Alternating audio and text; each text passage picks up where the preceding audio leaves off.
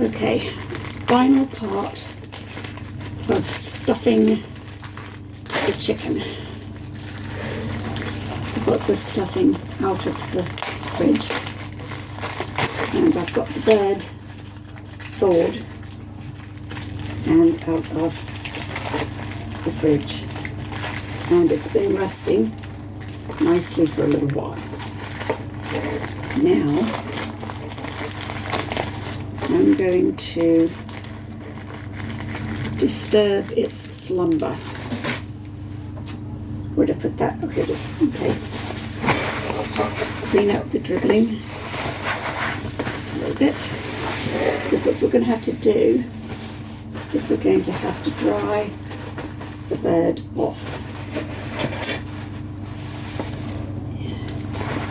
We want to make sure that the chicken's body is very dry. The skin's damaged.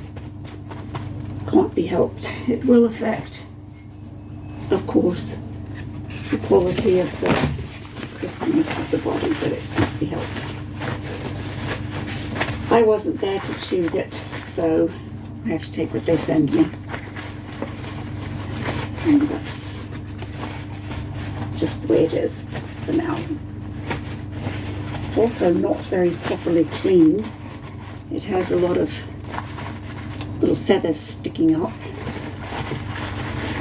And when I used to work slaughtering chickens, we would actually run them through a wood fire, kind of hold them over it, and singe all of the loose feathers off.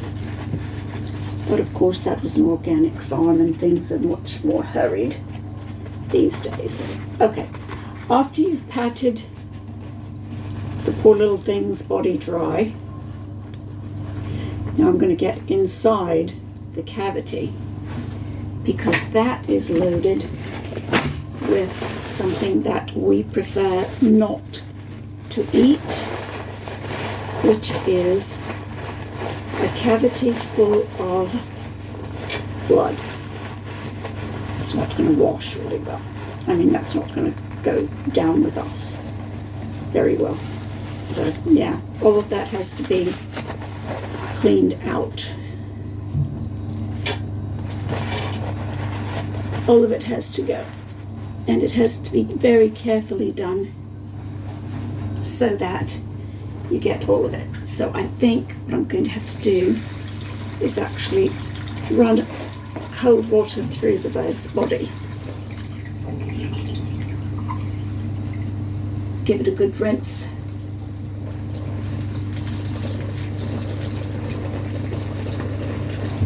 Until the water comes out both ends fairly clean. Okay. Now then, we start all over with the drying process. Some birds are more like this than others. Not all birds are this difficult to clean. I just happened to pick up the one that wanted a good bit of cleaning. And you do want to make this effort for a really good bird. A really good bird needs a really good, proper clean and care, so that where you put the food is going to come out clean and healthy. And I do know some people who put lemons in the cavity as well. That looks quite clean. So yeah, that did the job. That did the job quite well. Now we have a clean, healthy cavity, and all is well. Okay, now what we're going to do, after we've gotten that all done, is we're going to take some butter. Let me wash my hands. There's a lot of cleaning and a lot of washing when you're handling a raw bird. And of course we all know that. It's all about keeping germs to a minimum. So my kitchen is always clean, my hands are always clean, and I always make certain that the bird that I'm going to feed someone is also clean. Surfaces are all clean around the bird, and the bird is clean. Good. Now I need to get a dish to mix some butter in. I had one, don't know where I put it, but never mind. We want some butter, which I happen to have right here. Room temperature butter. Just a couple of tablespoonsfuls, so a little glob of that, maybe about 20 grams.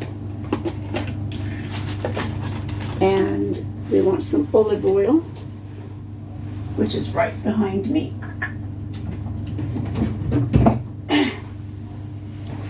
There we go. 2 tablespoons butter, 1 tablespoon of olive oil. Yep, that'll do it.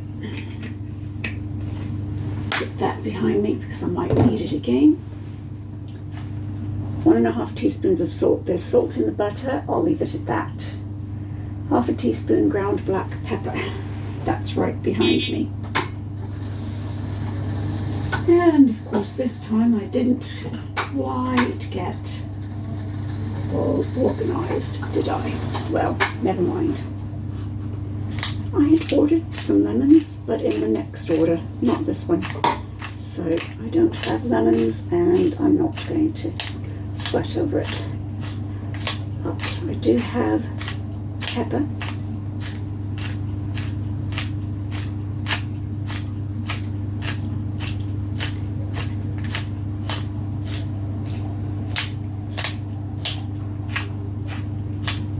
And that's about enough. I have garlic. Of course, let me pause this. Okay, now, so I've got to do stirring up the salt, pepper, olive oil and butter, which, because the butter has salt in it, I'm not adding salt because I tasted this butter and it is quite salty enough. So I'm going to mix that together because the purpose of it is to rub it all over the chicken, and that's going to be, ideally you want to choose a chicken that does not have damaged skin, because damaged skin will make this part of the process slightly difficult. What you want to do is basically take your clean hands, constantly washing hands when I'm cooking. I just tend to pause a great deal so that you don't have to waste your time listening to it. But I'm rubbing the butter all over the skin of the chicken because that is going to help it to cook nice, crisp, beautiful skin.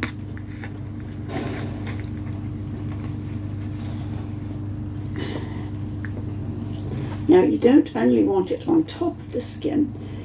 Without ripping the skin, we want to very, very gently pull the skin up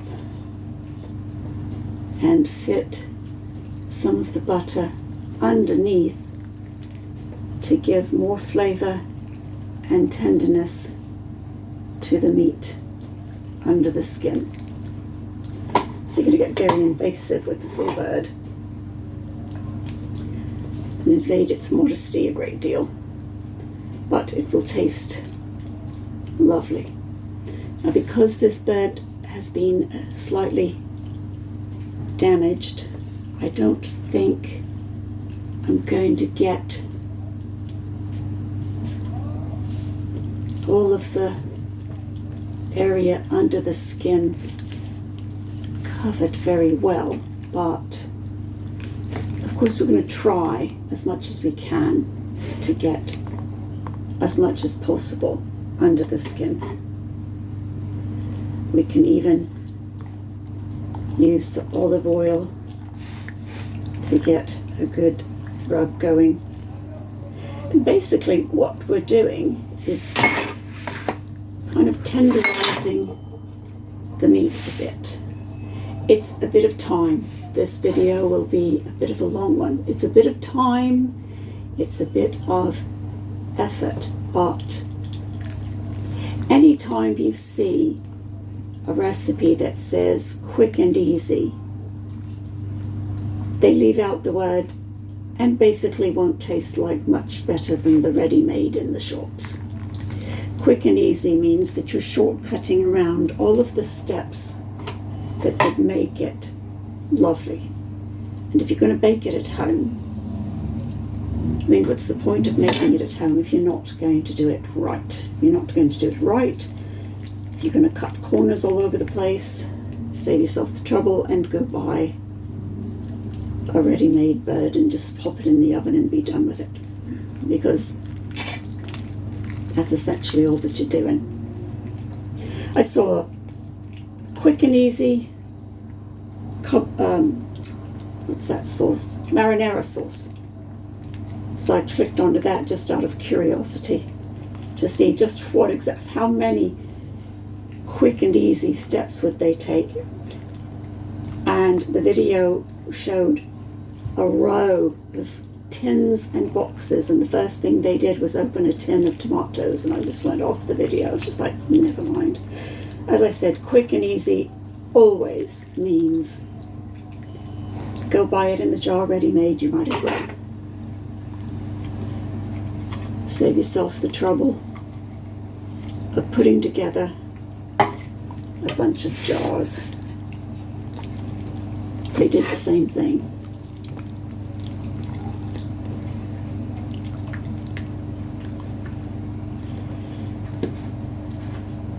So we're getting all this butter and olive oil massaged all over this bird. And yes, it's messy. And yes, it's time consuming. And I'm rubbing the butter that I got under the skin, warming it up, getting it spread around underneath.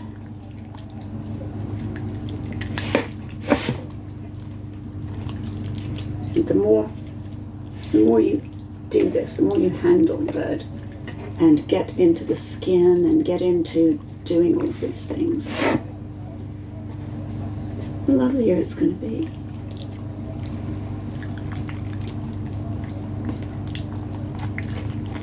Anything worth doing is worth doing well. Okay, that's the last of that.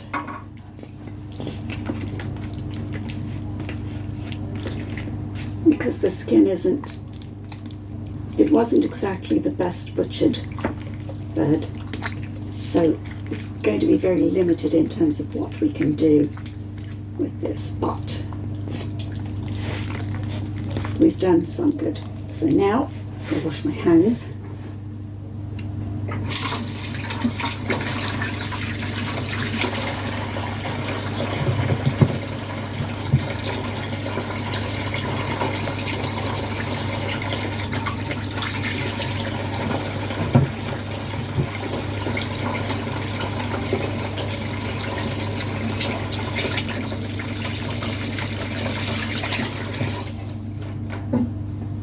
Okay, now we want to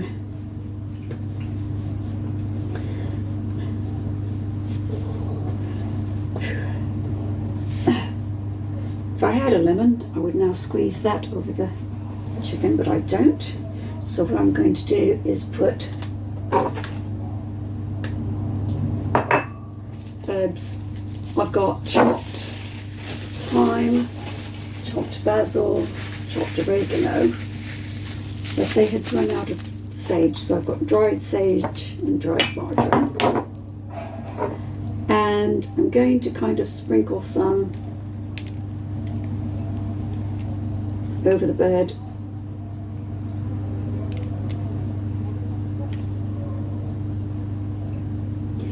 Also going to sprinkle some over the frosting, I mean the stuffing that I made yesterday. Got to open the herbs. Yeah, we'll pause it. Okay. Whew, this is going to be a long video. Okay, so now I'm going to mix together some of the stuffing and see the top batch. Yeah, it seems good enough, nice and moist, but not too moist. And the reason that's okay is because I'm going to add something that I add but isn't usually in these recipes. I'm going to add a little bit of butter. I'm going to stick this block of butter, I'm going to slide it up the cavity in the back and slide that up in there. And that's going to hold up the bird nicely. And then I'm going to put in as much of the stuffing as this bird can hold. Now what I just put in was fresh thyme, fresh rosemary, fresh basil. They had run out of sage and rosemary, so they brought me dried instead, which was fine. I mean, better dried than none. Fresh is always better, it just has so much more flavor. The more processed food is, the less flavor it has, which is why these days most people don't know what food tastes like, because it's so processed. I remember when I left the organic farm that I'd basically grown up on from the time I was 10 to the time I was 18 and moved to the city, I was shocked at how bland food was.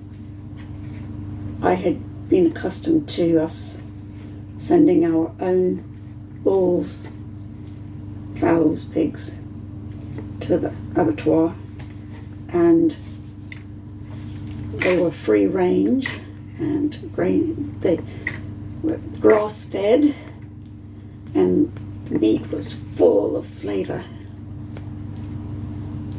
What you buy in the shops when you come from that is ugh, it just doesn't have any flavor to it. And chicken, which we slaughtered ourselves, I helped with that. We had chicken killing days. Eggs that were actually bright orange from actual free-range chickens. And the food is just so much different. And when you grow up with that, it's very, very difficult to go to anything else. Now, as you can see, I have really filled up this cavity, and now I'm going up to this end, and I'm not going to stuff any butter in this one because there's not really any room, but there's enough butter up under the skin, and I'm going to use injections during the roasting process to keep rejuicing the bird as the juices get lost in the baking. So yeah, this is going to be a rather long video, and many of you might not stick around for that. I don't know, we'll see. Okay, so I've got this bird really stuffed. As you can see, the breast came right up. and that's going to hold juices in a bit better. Then I'm going to find some room to stuff and crush a sprig of the oregano, some sprigs of thyme, push them way up in there, and a sprig or two of rosemary. And those that don't go into the bird will be thrown away because I've handled them with my hands. Everything is about making sure that you don't transfer any bacteria from the bird to other things in the kitchen. So I don't have a problem throwing away any unused sprigs so that we don't have that problem. Okay, now, once again, gotta wash my hands.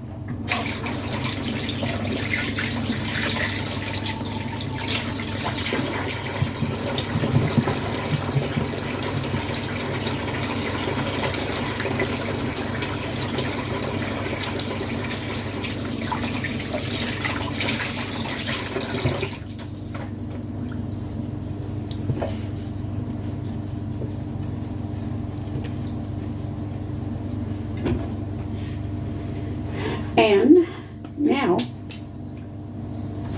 we're going to put half of a bulb of garlic and half of an onion. Just going to kind of scooch it around the bird to kind of let little bits of flavor infuse during the roasting process. Put up under the body, under the arms, wings, I suppose.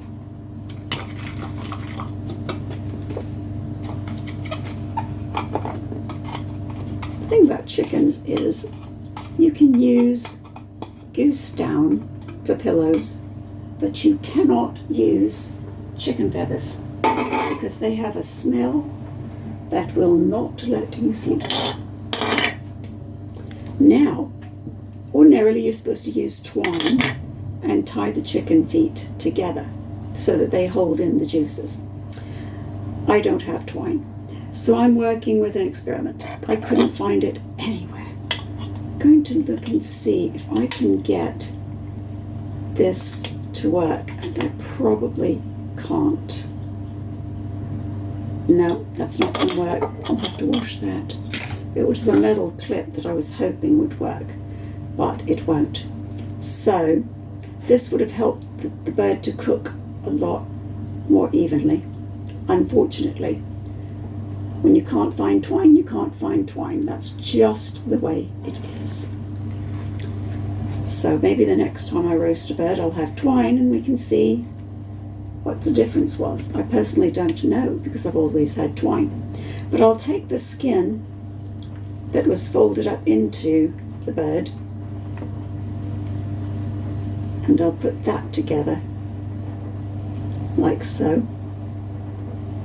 If I had a toothpick I could pick that together, but I think I'll just squish it and kind of make it mold together like that. Okay, wash my hands one more time.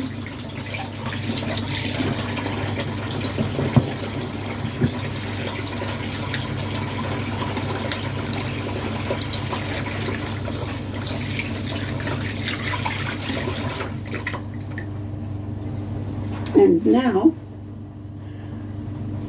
whilst I am roasting the chicken for an hour and a half, checking the meat with my meat thermometer, I'll be cleaning up the kitchen and I'll be back with you when we have a finished bird.